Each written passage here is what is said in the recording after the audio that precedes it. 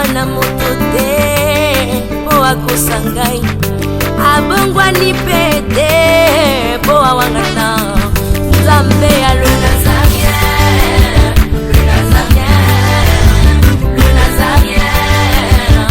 David Nzamba ayebana kitya kokoma mokondima atako bapakolaki mafuta na mosakolima lelo yayo bolingo ebateli le Nazarien lipamboli oyo emonanaka te mpeni mama kantelobi kolapye mapapu masopi mafuta tokokisi ana elongo na Nzambe oyo babenga na makomi Jésus.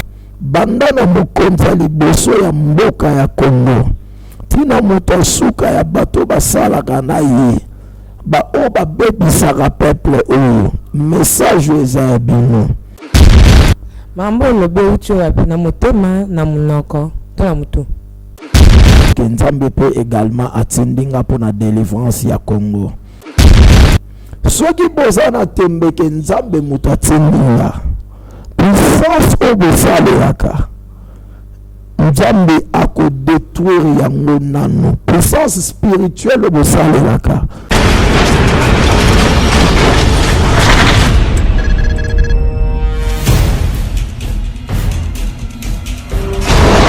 Pour vos annonces, vos prédications, vos clips, vos vidéos et autres, il y a qu'une seule adresse. N'hésitez pas à taper www.lesnazareth.com. En ces jours, nous sommes en pleine promotion. Extra matraquage. Olingi promotion ya produit na yo et dans le monde entier. Olingi actualité, Olingi visibilité. Contactez les Nazareth. 100% chrétienne, toujours vos amis.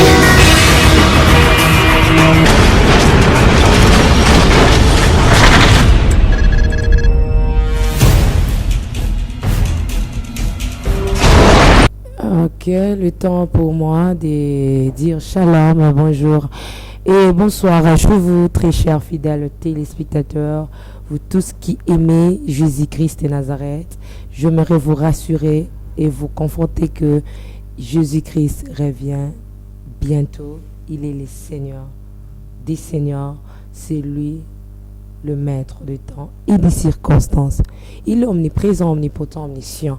Laissez-moi vous dire comme à l'accoutumée, c'est toujours moi, la vôtre, la humble servante de l'Éternel, la princesse de Dieu, la sœur Tiffany Mokwa, qui vous présente cette émission Table Sainte. Une émission pour vous, une émission pour nous, une émission pour vous édifier, mais avec les hommes de Dieu, avec aussi autour des sujets très capital aussi, très important. Bien-aimés dans le Seigneur, sans plus tarder, avant de rentrer à la régie, j'aimerais tout d'abord saluer mon invité spécial du jour. J'ai dit shalom, bonjour et bonsoir à l'homme de Dieu, l'apôtre Amachia. Bonjour, bonsoir. Je pense que les enfants de Dieu sont vraiment richement bénis en ce moment. Un mot avant que nous puissions adorer le Seigneur. Vraiment, nous saluons Batunion Soba Olanda Bisso, puis nous pesa ba mère, fait na Batunion Soba Olanda Bisso. Nzambe apambola bino makasi, Nzamba batela bino, puis Nzambe azala la bino, année oyo, ezala une année de grâce du Seigneur pour na bino. Ok, le temps pour moi de rentrer à la régie. On va adorer le Seigneur avec ses cantiques. Alangui sangaye, langui, pour faire plaisir à tous les enfants de Dieu, les hommes de Dieu surtout, et surtout beaucoup plus à mon bien-aimé Jérémy Gatamba. Merci.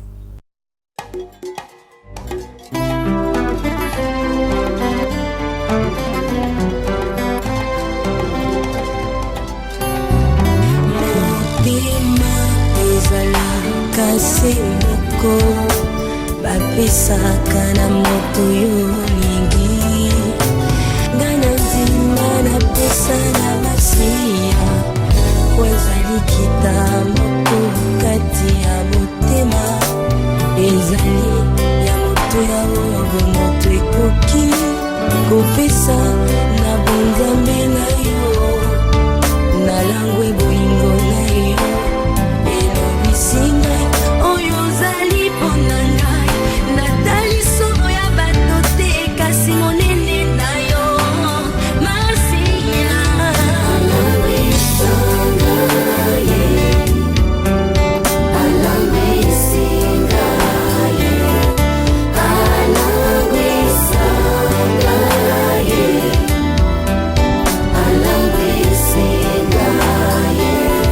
Croyez-moi que nous sommes bel et bien de retour sur ce plateau dans cette émission Table Sainte dans votre site lenazraïentv.com avec l'homme de Dieu, l'apôtre Machia. Ceux-là qui connaissent l'homme de Dieu sont déjà ravis, contents de l'avoir aujourd'hui. Naba poste, il y a un écran Nabino et l'apôtre Machia, c'est une émission, la toute première émission que nous vous avions invité dans cette année 2017. Ba monayo izanini esengono exprimer. Oui, vraiment, on a séparé mingi parce que nous avons battu biso personne à mettre et à souffler de vinae. Le roi nous avons battu biso à bombi biso à pesi biso anango. Je pense que le quoi tonyati année oyo et on a le quoi ba année nyon sauté ou eleka. Je pense que année ou tozo banda ils année à départ à marambo belé à malamu. Ils ont un succès, il y a élévation. Donc, dès que tu as banda nango, tu as continué nango pe na bande mususu oezolanda. Merci Bolobaka boye, Bolobaka boye tondi makaka papa tamashia. Mais tika to na comme sibiso tangoye obi la sœur Tiffany, je veux beaucoup parler aux enfants de Dieu. Nalingi lona lo bela bana na Nzambe. Nalingi lona lo la peuple congolais na mabomba mi ya minene sur le Congo.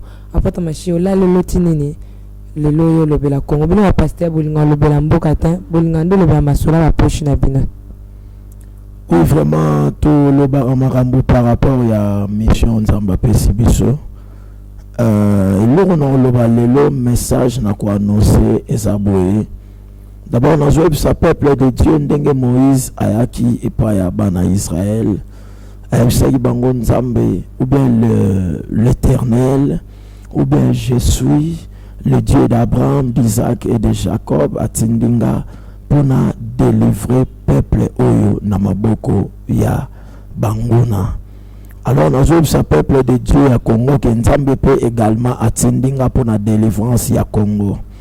Mais, pendant qu'on est un peu plus loin, message Oyo, nous avons ça Sikoyo. Nazo annoncer yango na batu oyo bakanga peuple o na bombu abatu oyo bazo maltraiter peuple pe na batu bazo boma peuple oyo na olinga yo mutu ozolanda ngai sala mission oyo Aaron asalaki interprète ya Moïse. Donc veut dire quoi? Na olinga ozwa image oyo au panzango un peu partout parce que message oyo to lingi comment so moniki na lobi na lingala nde na oloba boye oko traduire ngo na anglais na français na balangue nyonso oyo olinga na lingi penza au panzango parce que eloko nzamba linga sala na Congo alinga sala eloko moko au gloire na nzambe ko se manifester partout dans le monde entier. Alors, message nangai nazo lancé yango na bakonzi ya Congo précisément. Banda na mokonzi liboso tina mutasuka. Ke nzamba tindinga na yebisa bino boye. Botika peuple oyo babima na bombu. Botika ko maltraiter peuple oyo. Botika ko tangisa makila peuple oyo. Botika ko boma peuple oyo. Botika konyoko la peuple oyo parce que tant et koki on nzamba komi na besoin peuple oyo et adorer ndenge Israël il fallait qu'il ba adorer nzambe. Alors c'est pourquoi tant et koki botika peuple oyo je dis bien banda na mokonza liboso ya mboka ya Congo tina moto suka ya bato basala kana ye ba o ba bebisaka peuple oyo message eza bino soki bobeyi ndenge nzamba frappaki ba égyptien na duple en frappé pe bino lolenge wana pe a frappé bino suna ba ple ebele oza na Bible et puis na obakisa boyi soki boza na tembeke nzambe mutu atindinga puissance au bosalelaka nzambe ako détruire yango nano puissance spirituelle au bosalelaka et kozala détruit par la puissance de l'œuvre de la croix de Jésus-Christ. Je pense que na kati émission na ko expliquer puissance yango basale la ka et sa puissance nini. Je pense que y a un message on a adressé na ba konzi pe na batu nyonso bazonyokola peuple oyo wana na kombo na Yesu Kristo ya Nazareth. Apa kama sisi Na sisi mambo lobe ucho wapi na motema na munoko to na mutu euti pa Nzambe.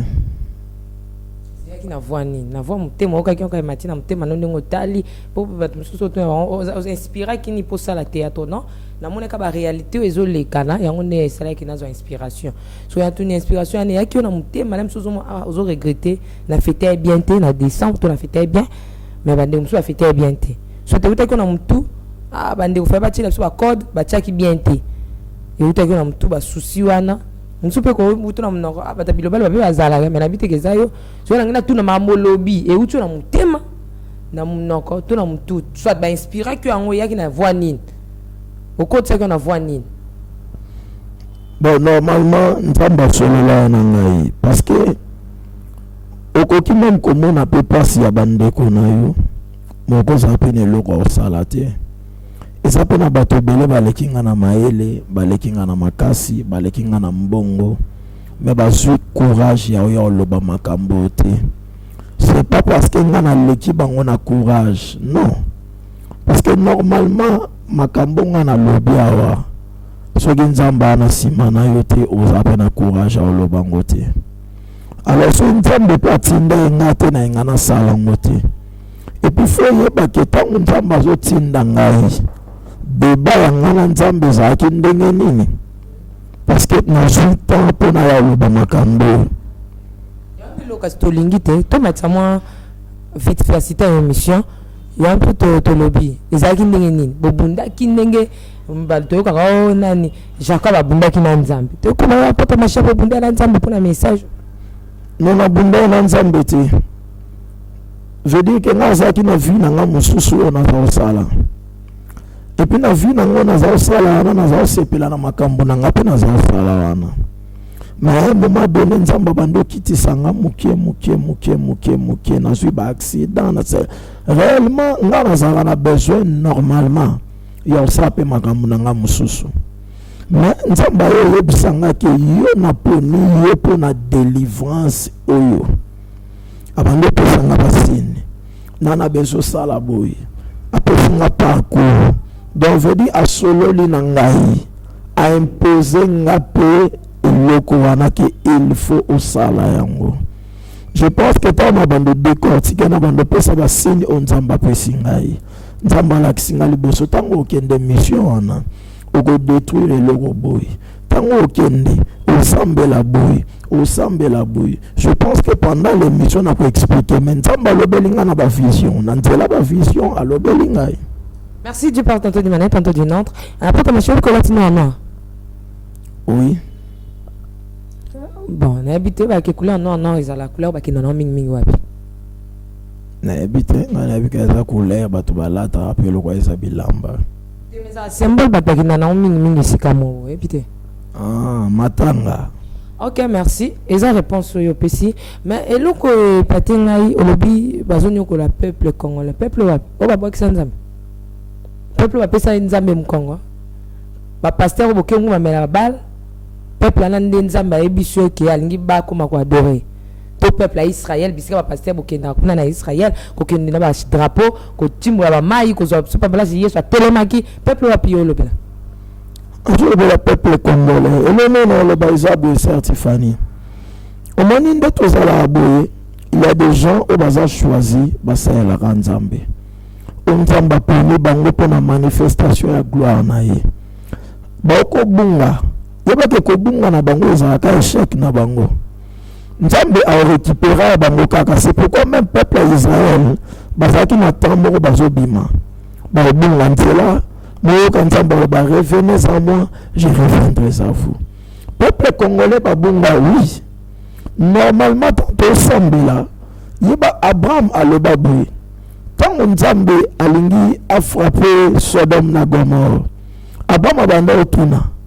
Est-ce que celui nombre ya base et ba juste na mboka na baza skoko boma nzambe za bate na boma te soki bazokita ozomona na mboka na biso ata bato nyonso babungi mais il y a quelques-uns oyo babungi te biso tozali bamosusu mpe bazali na oloba lokola 7000 wana ya temps ya eli bazali oyo na bagumbameli bali te donc veut dire que peuple oyo ata babungi mais baza peuple oyo baza choisi mpo basala nzambe bazongela nzambe mpe tokoexhorte bazongela nzambe.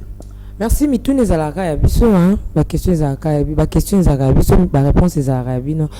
Est-ce que tu ozoloba ke bamoni banzala la peuple wana batika olobi ni pardon batika pour bango oui batika otangisa makila peuple batika onyokola peuple batika la preuve. Oh, mais preuve eza kutu likambo oluka te tozomona partout bazoboma partout bazotangisa makila bato bazokufa.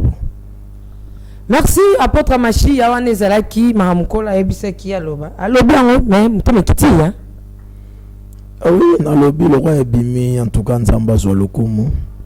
Merci beaucoup.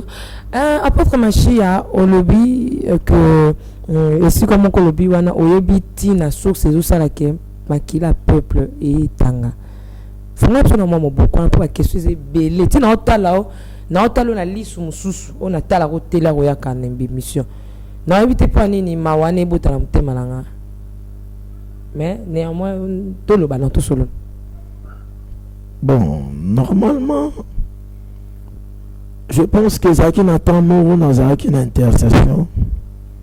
Avant la bande prière na intercesseur, Nzamba rivelenga poso ya léopard. Alors, aïsinga imboka oyo bali bazongela ko utiliser puissance ya léopard. Je pense que avant régime oyo Deuxième République. Voilà, Deuxième République, Ezaki na pouvoir ya Lyon. Et pourtant au régime oyo et bandaki pe na Lyon wana. Na tango tozaki na Lyon, nzamba yo revelenga léopard yozonga. Na lobela intercesseur parce que nazaki penza na bitidi ya otala télévision mingi te. Moko ya intercesseur après quelques jours ayo bisanga apôtre loko lobaki to mona na mboko yo bazongisi puissance ya léopard.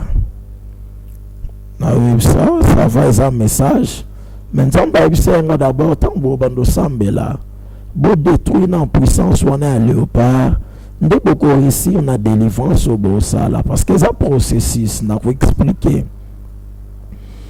Alors, toujours d'abord, tant aux puissances, Eza, il y a léopard. Beaucoup de gens, ils ont salama kambo léopard à salaka.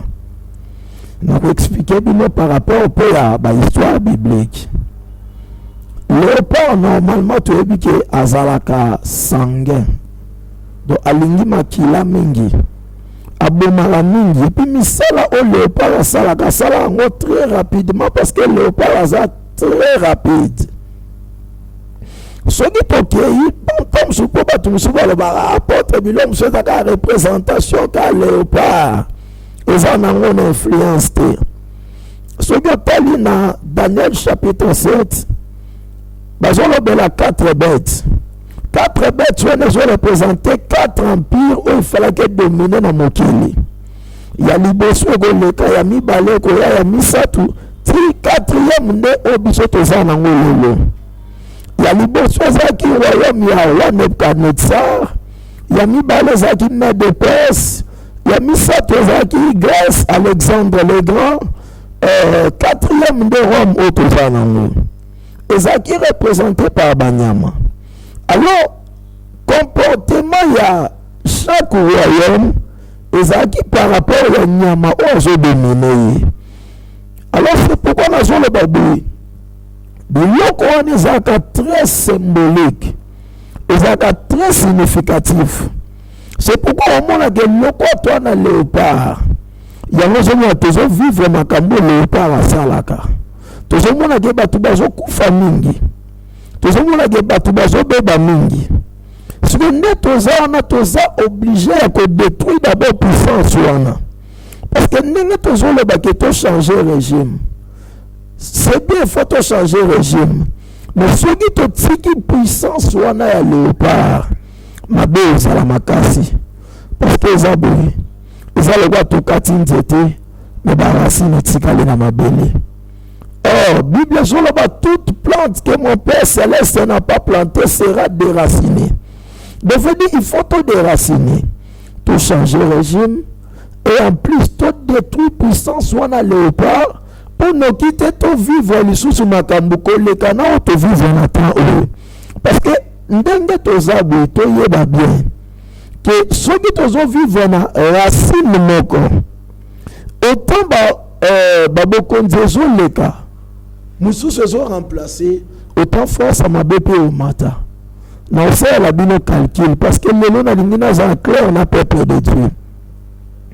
Tout l'anda calcule bien. Je pense bien que la deuxième fois tout ça la léopard bokonzami balé. Bokonzimo kopé le canam boko salé la léopard. Mais on a tout repayé na léopard. Na ligne tout ça la comparaison, il faut boyer baboui. Autant bokonze le kamusu se remplacer, surtout à la racine moko mabe bandomata. On prend cet exemple. Vision il y a chapitre 7, il y a livre à Daniel. Il y a un présent chapitre 2, il y a livre à Daniel. Mais dans le chapitre 2, il y a qui représentait ma statue. Pour statue, il y a qui n'a pas minéré ou il y a qui représentait 4 empires. Empire à l'émotion qui est représenté par l'or pur, il y a mis balai argent, troisième est qui est représenté par airain, quatrième fer. Maintenant, il y a tout ça la calcul pendant la kisabino que ceux qui ont tiki racine, ma belle les kamakas, c'est pour prouver bino par rapport à la réalité autonomie. Si on t'a bien or, na argent, na valeur, or, ça plus riche et plus de la valeur mingi qui est argent. Argent, ils ont la valeur mingi qui est airain. Airain, ils ont la valeur mingi qui est fer. Donc, je me dis que empire à libération et l'équi. Il y a mis balayé, valeur ils ont diminué. Ils ont diminué. Fer, ils ont la portée de tout le monde. Il y a la valeur. Mais si on a dureté, ton a force, or on a argent. Argent est plus fort que or. Or est lourd, est plus fort que argent. Fer est plus fort que nyonso. On se comprend que valeur est diminuée, mais force y a mabé et mata. N'a pas cet exemple moutier. Les autres en ambassou na Congo pour détruire mutumbassou est 100 francs. Mais Mbassou est détruit Zaramakasi, et Bomarakasi, et Bébisaramakasi. Valeur à moutier, mais force à ma bébé. Les locomotives sont moutaïni moutou, abomi moutou. Tant sous poanini, on a lingake kate. Asala yonini, te na lingake kate. Nous avons que ma besoin mata, au tabac empire, zo kende, nous sommes. C'est pourquoi nous avons le baboué. Ceux qui ont tigé puissance, il y a le par Namboko. Ceux qui royaume qui et pardon, beaucoup dit qui nous sommes remplacés. Nous sommes et au salamabe plus que Oyo et tout salama awa. Parce que ceux qui ont bien, beaucoup dit le Kanatawana. Kobema Oya le Beni. Na Oya le Kokanité. Il y a le lot comme à 32 ans, mais Batou Bakoufi Mingi. Et bon, ce que comme à 32 ans. Bon, ce que tu as sous 5 ans, tu vas pourquoi? Parce que ça mis ça là léopard. Ce que tu as tu remplacer Moussou, tu as léopard wana pas ça là sous ma belle makasi koleka olo a autozala. C'est pourquoi il faut te déraciner nzete, mais si tu te détruire. Dans une expérience, il y a une œuvre, il y a l'esprit mauvais au loba.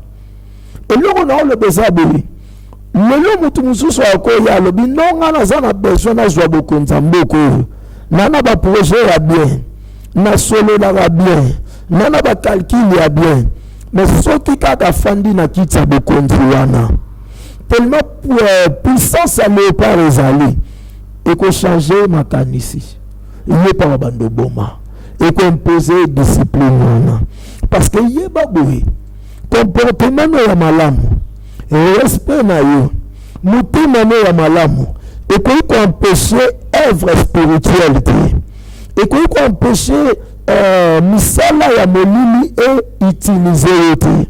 C'est pourquoi la Bible dit sans Dieu nous ne pouvons rien faire. C'est ni par la force ni par la puissance, mais c'est par le Saint-Esprit que tu as la capacité à résister l'esprit mauvais. Et non na comportement na biso ya bien et non na calme na biso.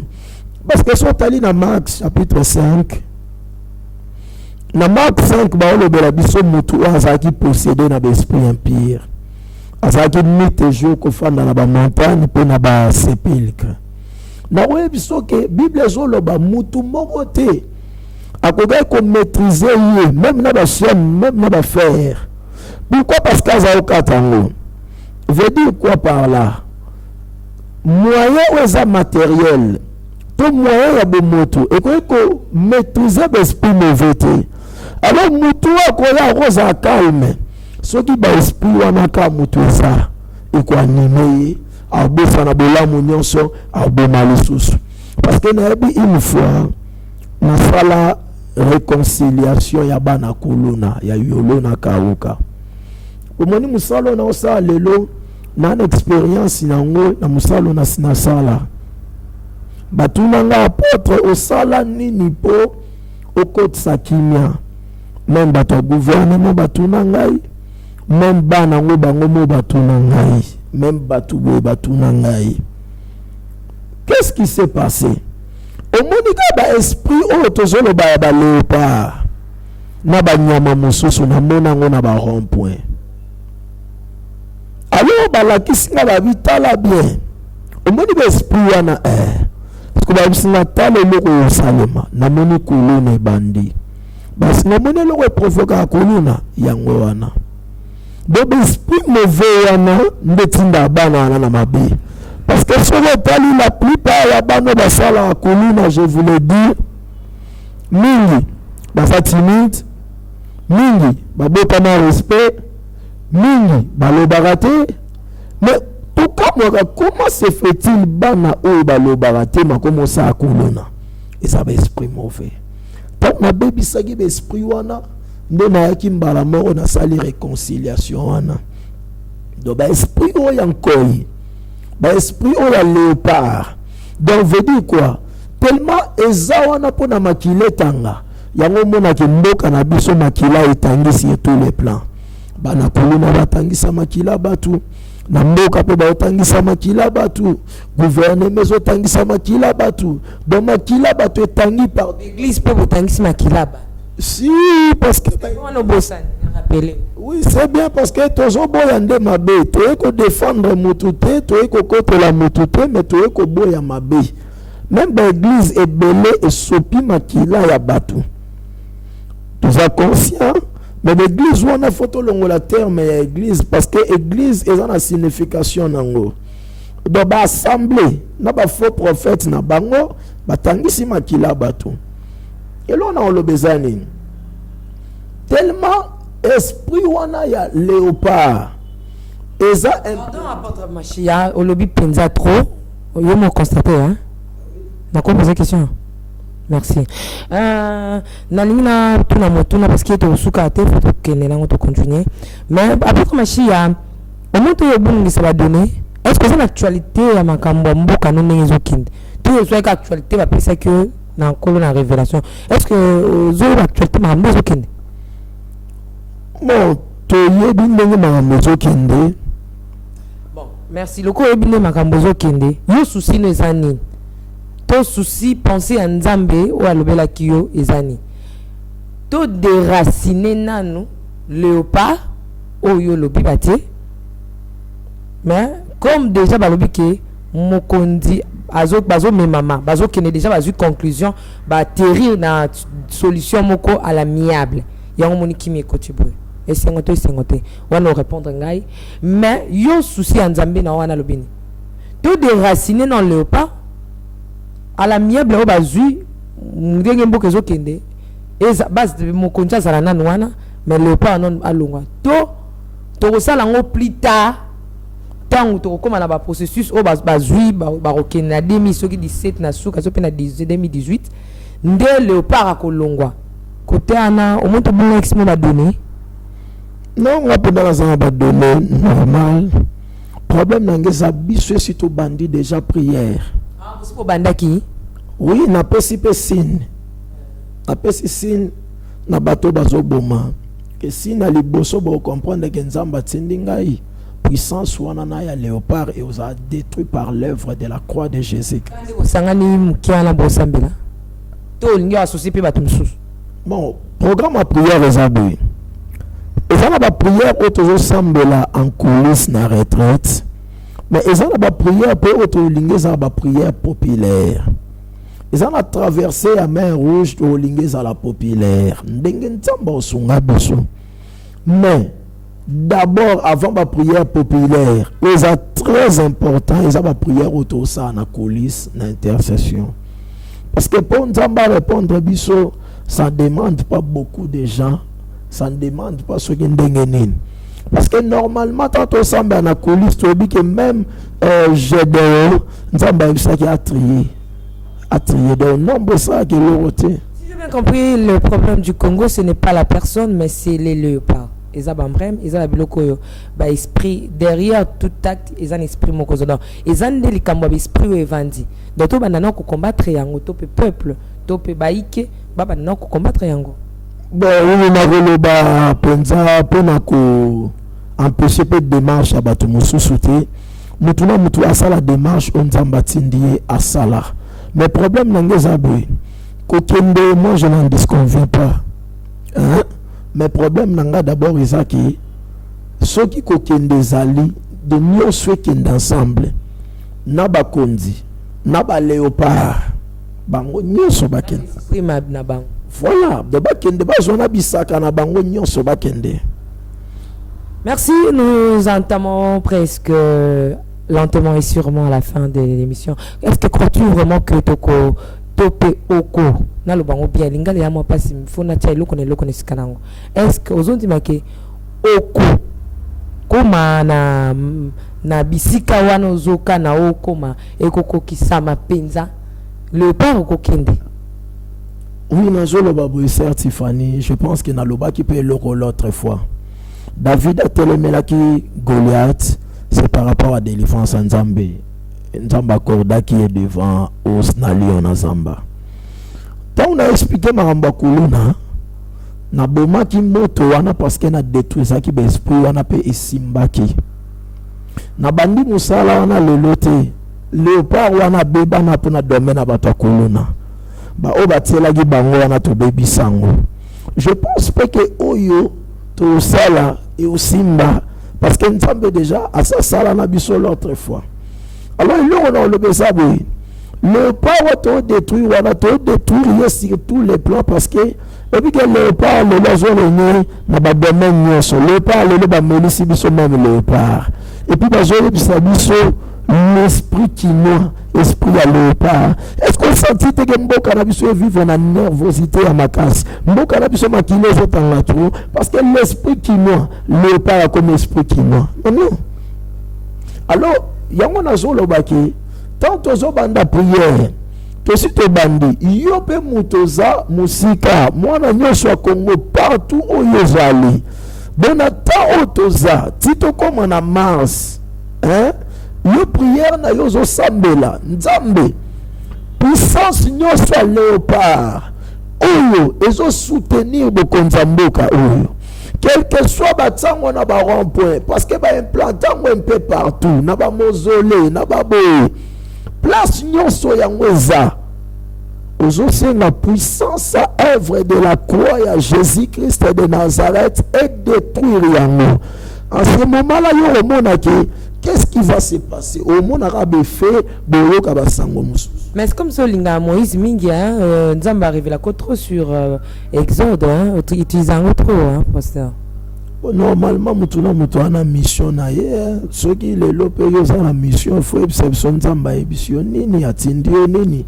ezaka nde tolobi ke ka mutuna eza mutuna yo te batu mususu ezaka lokwa léopard moto aza léopard osamamba léopard nga mpe na osamamba mission ntamba pesi exode ya exode babi ke Moïse akotakana te bien akotakana te me bembe na ye mpe Satan akoka kozwa yango te. Merci, nous sommes arrivés à la fin pour aujourd'hui. Mot de la fin à votre machia. Et salut Mawate, hein, franchement. Si on a blessé, tu n'as qu'à me pardonner. Yo le binanga ma bête certifié. Si, mot de la fin et puis numéro, mais toujours continuer qu'à la CGO. Hein? Donc vous avez cacao. Ici, bon, mot de la fin, on le besoin de. Tout ça dans la campagne où tout ça on a besoin, tout ça là, la campagne populaire. La campagne on a écouté biso vraiment bon et belé. Parce que normalement, il faut tout louer d'instruments, tout ça, maramususu, ndenge et zalaka. Vraiment, batounye so au bazar de cœur na biso, na bamboka libanda, partout dans le monde, même awa. Ba soutenir biso na ba moyen na bango, ba soutenir biso na bambongo na bango, ba soutenir biso na ba prière na bango, parce que traverser la mer Rouge, na olinga même certifani aya kozwa ba image mususu en direct ate la bino na internet pona ba oba royawa te parce que ozala événement moko ya munene pour tous les Congolais au Zaliban. Événement ndenge va passer mso azwa drapeau Congo ba kena na Israël. Bon, va passer boya kana ba technique bo changer elo bana nzemba na teza surtout to lo bana ya mambo DJ ba ise ba on pesi trop ba mona ba passer ba ça le monter.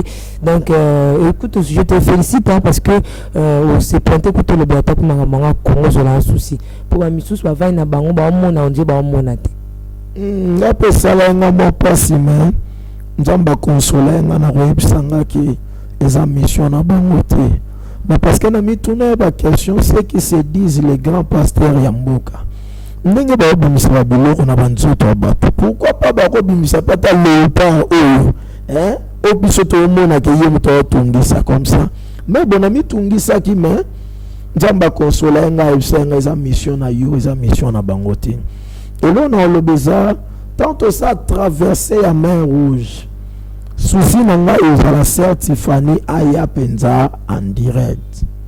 Ba oba ozali banda bala do ba traverser na biso nzela moko. Alors c'est pourquoi to lobaki ezo senga biso ba moyen. Parce que certifani nda yamba biso awa eza nango awa mais kuna il faut se déplacer aya tikuna. Eza ba procédure belé. Alors na opesa numéro nanga téléphone. Numéro nanga eza 00243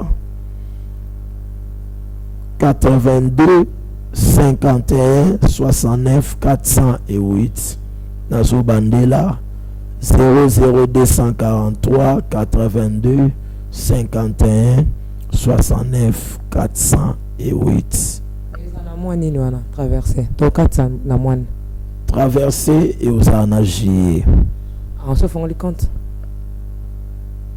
Bon, compte to fungolite ba batu batinda kana ba western ba utinde la biso na western ma boko mo ya itizanga après bien le diable est toujours près de nous aza corrodé tu na olinga pete batinda na kombo nanga parce que na ozana tante ya okendozwa na ko pesa kombo ya mutu moko ono so bando benga na bando pesa e kombo moko ya kizwa structure de Jésus. Ah oui, ezali. Merci. Parce que nous avons trop pris. Ok, merci. Nous sommes très ravis. Nous sommes arrivés à la fin de cette émission. C'était là l'apôtre Machi. Il parle pas mal de la part du Seigneur. J'ai aimé cette émission, moi-même, je l'ai aimé. Je pense que tu as aimé aussi. Si tu n'as pas aimé, veuillez nous excuser. Et j'ai dit merci, comme dit l'apôtre, pour propager un peu le message au commun. Et ça l'a bien. Bon, ça va contribuer à vie que ça va traverser mer Rouge.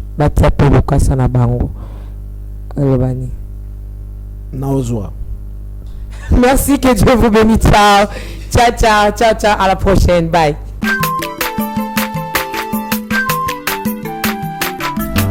Aza mwana moto te po akosangai abongwani pete po